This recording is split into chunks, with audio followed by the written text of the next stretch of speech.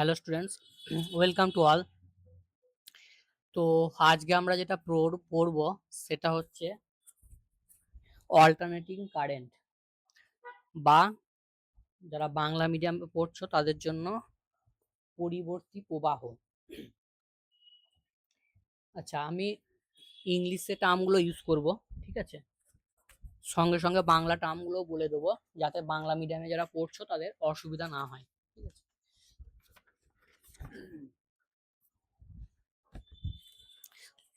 তো দেখো, আজকে আমাদের টপিক হচ্ছে এসি, অল্টারনেটিং কারেন্টকে আমরা শর্ট ফর্মে বলি এসি।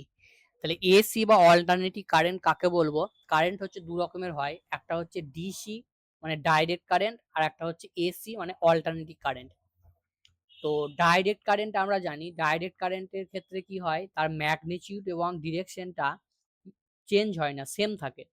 তাহলে তার যে গ্রাফ সেটা আমরা কিভাবে প্লট করি, যদি এদিকে আমরা টাইম নিই, এদিকে আমরা ভোল্টেজ নিই, তার যে গ্রাফটা হবে সেটা টাইম অ্যাক্সিসের সঙ্গে প্যারালাল হবে। তাহলে প্রত্যেকটা পয়েন্টে আমার কারেন্টের যে ভ্যালু বা ভোল্টেজের যে ভ্যালু, ঠিক আছে, এদিকটা যদি আমি কারেন্ট নিই, ধরো কারেন্টই নিচ্ছি, তাহলে কারেন্ট নিলে কি হবে, এই প্রত্যেকটা পয়েন্টে আমার কারেন্টের যে ভ্যালুটা সেটা কি হবে, সেম থাকবে, এবং ডিরেকশনটা দেখো একই দিকে। আর এসি মানে কি, এসি মানে যে কারেন্টের ভ্যালু ম্যাগনিটিউডটা এবং ডিরেকশনটা টাইমের সঙ্গে সঙ্গে চেঞ্জ হবে। যেমন ধরো, আমি গ্রাফটা তাহলে কিভাবে ড্র করব, আমি একটা এক্সাম্পল হিসাবে প্রথমে দেখাচ্ছি, ঠিক আছে? ধরো এরকম একটা গ্রাফ আমি ড্র করলাম, ঠিক আছে? এই দিকটা আমি কারেন্ট বলছি, এই দিকটা আমি টাইম বলছি। তাহলে দেখো, টাইমের সঙ্গে সঙ্গে আমার এখানে কিন্তু ম্যাগনিটিউড এবং ডিরেকশনটা চেঞ্জ হচ্ছে। এই দিকের ডিরেকশনটাকে যদি আমি পজিটিভ বলি, এই দিকের ডিরেকশনটা হচ্ছে আমার নেগেটিভ। আবার দেখো, এখানে একরকম ম্যাগনিটিউড পাবে কারেন্টের, এখানে একরকম ম্যাগনিটিউড পাবে, এখানে একরকম ম্যাগনিটিউড পাবে। তাহলে টাইমের সঙ্গে সঙ্গে কি হচ্ছে, ম্যাগনিটিউডটা চেঞ্জ হচ্ছে। তো এই ধরনের কারেন্টকে আমরা কি বলবো, অল্টারনেটিং কারেন্ট। এবার অল্টারনেটিং কারেন্টের আবার ডিফারেন্ট ফরম্যাট আছে, সেগুলোর মধ্যে আমরা অনলি মাত্র সাইনোসয়েডালটা আমরা সিলেবাসে পড়বো, ঠিক আছে? মানে সাইনোসয়েডাল মানে হচ্ছে যে কারেন্টগুলোকে আমরা সাইন এবং কোসাইন দিয়ে ডিনোট করব, সাইন এবং কোসাইন দিয়ে ডিনোট করব, সেইগুলোকে আমরা সাইনোসয়েডাল বলি। এছাড়াও এসি কারেন্টের আরো অনেক রকম ফর্ম হয়, যেমন ধরো এরকম যদি আমি ড্র করি, তাহলে এটাও একটা এসি কারেন্ট, কারণ এর যে ম্যাগনিটিউড এবং ডিরেকশন সেটা কিন্তু টাইমের সঙ্গে সঙ্গে ভ্যারি করছে। এছাড়া ধরো এরকম আঁকলাম, এরকম আঁকলাম,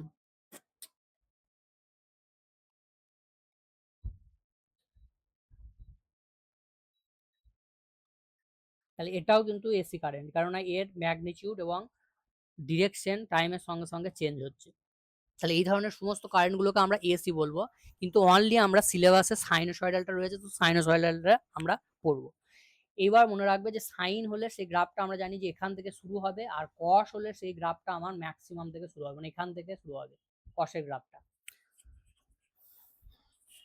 তাহলে সাইনোসয়েডাল ওয়েভকে আমরা কিভাবে ডিনোট করব, যদি আমরা ভোল্টেজের টার্মে লিখি, তাহলে আমরা E equals to E zero sine omega t এইভাবে ডিনোট করতে পারি। এবার এই যে ই জিরো আছে, এইটাকে আমরা বলি পিক ভ্যালু,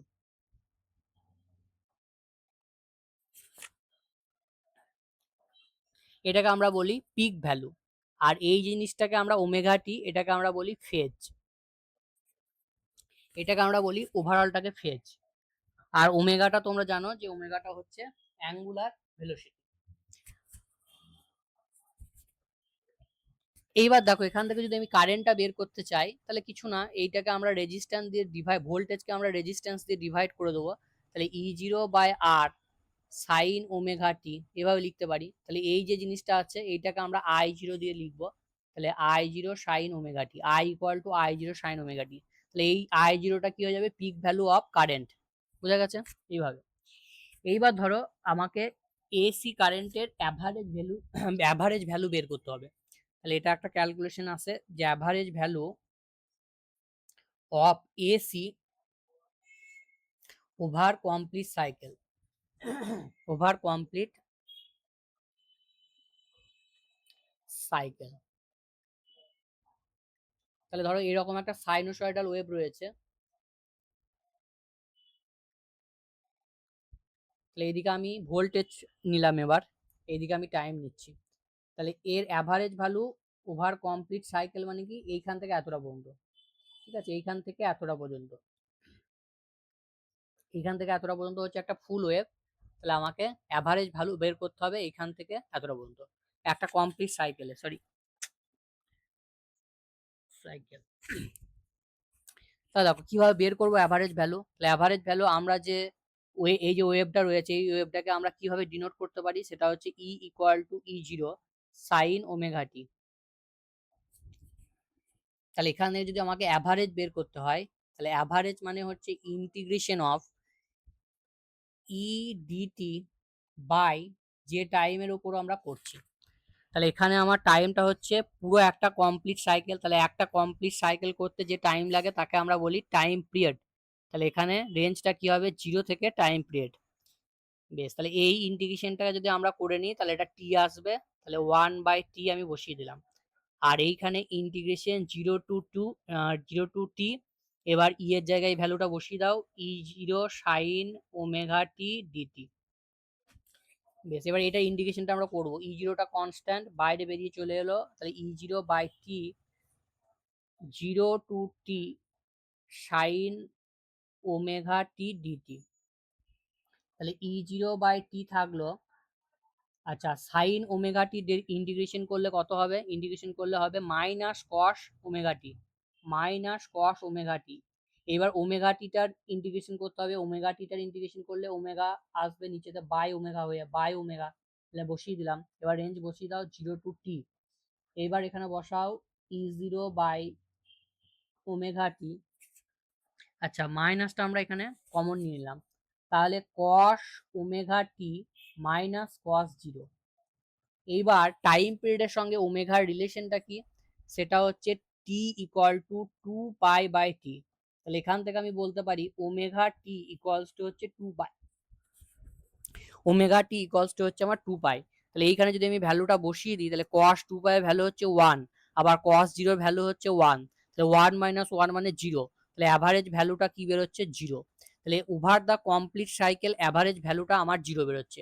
সেটাই হবে, কেননা এই দিকের যে এরিয়াটা রয়েছে আর এই দিকের যে এরিয়াটা রয়েছে একে অন্যকে কি করবে, ক্যান্সেল করে দেবে। তাহলে কি হবে, এই দিকটা যদি আমি প্লাস বলি তাহলে এই দিকটা আমি মাইনাস বলবো, তাহলে একে অন্যকে ক্যান্সেল করে দিচ্ছি। এই জন্য যখন আমরা কমপ্লিট সাইকেলের অ্যাভারেজ বার করতে চাইছি তখন কি হচ্ছে, 0 আসছে। তাহলে আমাকে অ্যাভারেজ ভ্যালু বের করতে গেলে হাফ সাইকেলের উপর বের করতে হবে, মানে এইখান থেকে এতটা পর্যন্ত, ঠিক আছে। তাহলে এইবার আমরা বের করবো average value of half cycle, এটাকে বাংলায় আমরা গড় মান বলি, ঠিক আছে। অ্যাভারেজ ভ্যালুটার বাংলায় হচ্ছে গড় মান। তাহলে এবার হচ্ছে average value over half cycle. বেশ, তাহলে average value over half cycle যদি এটা যদি আমরা বের করতে চাই তাহলে কি করতে হবে, অ্যাভারেজ ভ্যালু হাফ সাইকেলে বের করছি। তাহলে এখানে আমার একইভাবে করব, তাহলে এখানে integration E dt by dt রেঞ্জটা কত হবে, 0 থেকে হাফ সাইকেলে করছি, তাহলে 0 থেকে t/2, তাহলে 0 থেকে t/2। তাহলে এইটার ইন্টিগ্রেশন করলে আমার দাঁড়াবে t/2, তাহলে t/2 এটা উল্টে যাবে নিচেতে আছে যেহেতু, তাহলে 2/t integration E zero sine omega t dt 0 to t/2। বেশ, তাহলে এটা আমরা যদি ইন্টিগ্রেশন করি তাহলে ই জিরো বাইরে চলে এলো, কনস্ট্যান্ট 2/t মাইনাসটা আমি নিয়ে নিলাম, তাহলে একটা ওমেগা এখান থেকে পাবো, এটা হয়ে যাচ্ছে কস ওমেগা টি, রেঞ্জ আমার হবে 0 থেকে t/2। তাহলে -2 ই জিরো বাই ওমেগা টি থাকলো। এবার এখানে যদি আমরা t/2 বসাই তাহলে সেটার ভ্যালু বেরোবে cos omega t by 2 minus cos 0। এবার ওমেগা টি এর ভ্যালুটা কত বলেছিলাম, এর ভ্যালুটা হচ্ছে 2π, 2π আর 2 থাকলো, তাহলে cos π, cos π মানে হচ্ছে -1। তাহলে ই জিরো ওমেগা টি এটা কত হবে, -1, আর cos 0 কত, -1, তাহলে -1 হচ্ছে কত, +1, -1 কত হচ্ছে প্লাস -2, তাহলে এই মাইনাস আর এই মাইনাস, তাহলে 4 ই জিরো বাই ওমেগা টি। বেশ, এবার ওমেগা টি মানে আবার আমরা জানি যে 2 পাই, তাহলে এর জায়গায় 2 পাই বসিয়ে দাও, তাহলে 4E0/2 পাই, তাহলে এটা কেটে গেল, তাহলে ফাইনালি আমার দাঁড়াচ্ছে 2E0/পাই। তাহলে এর ক্ষেত্রে অ্যাভারেজ ভ্যালু যেটা বেরোলো সেটা হচ্ছে 2E0/পাই। একইভাবে কারেন্টের যদি বলে তাহলে সেটা আমার হবে 2I0/পাই। তাহলে এইভাবে আমরা অ্যাভারেজ ভ্যালু বের করতে পারবো।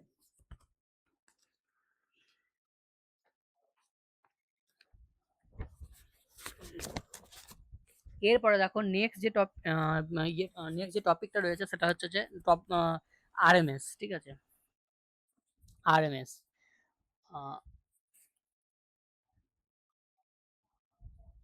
আরএমএস মানে হচ্ছে রুট মিন স্কোয়ার। তাহলে root mean square value of current বা ভোল্টেজ, সেটা আমরা কিভাবে বের করব?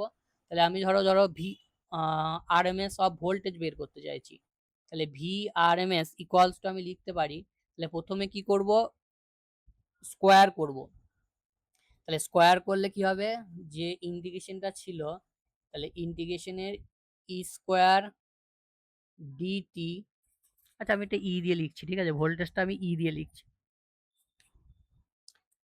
আচ্ছা, এটা স্কোয়ার করে দিলে আর নিচেরকার টাইমটা যা ছিল তাই থাকবে 0 টু টি। এটা কমপ্লিট সাইকেলের উপর করবো, তাহলে ইন্টিগ্রেশনের রেঞ্জটা হবে 0 থেকে ক্যাপিটাল টি। তাহলে স্কোয়ার হয়ে গেল, মিন হয়ে গেল, স্কোয়ার হয়ে গেল, মিন হয়ে গেল। এবার কি করতে হবে, রুট করতে হবে, তাহলে রুট, এটার উপর রুট চাপিয়ে দাও।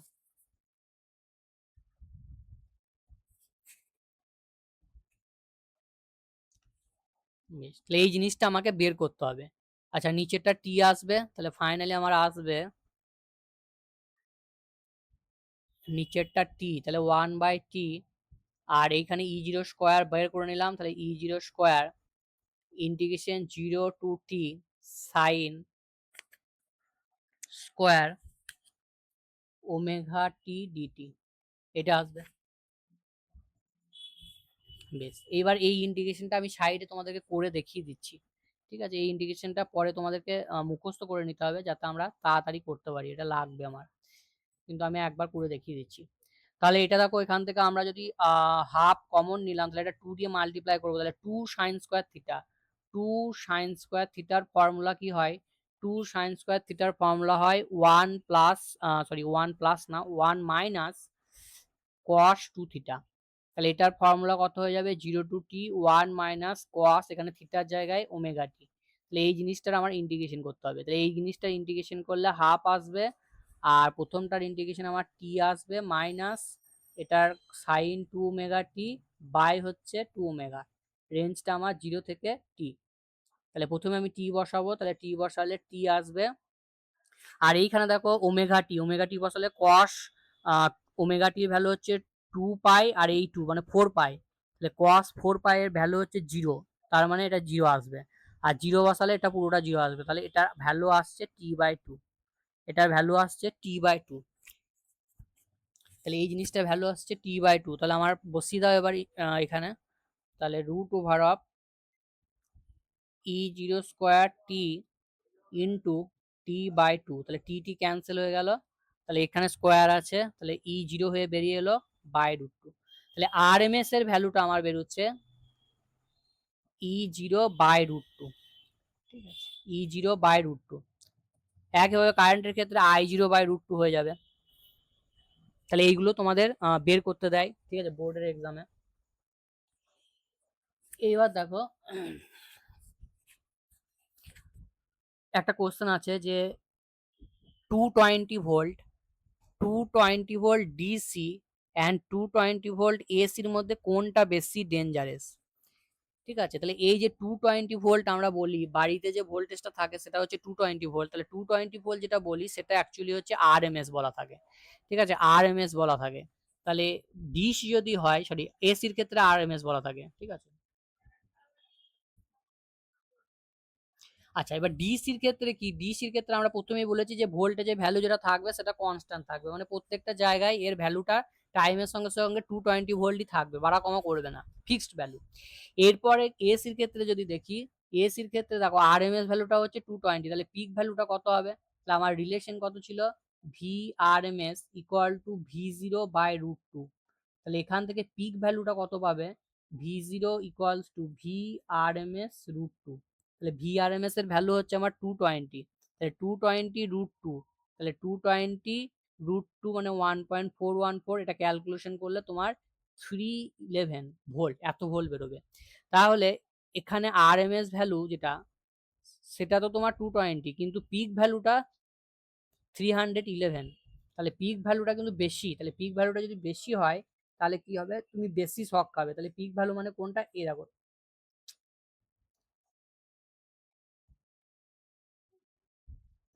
এই যে ভ্যালুটা, এইখানটার যে ভ্যালুটা, এই ভ্যালুটা হচ্ছে কত?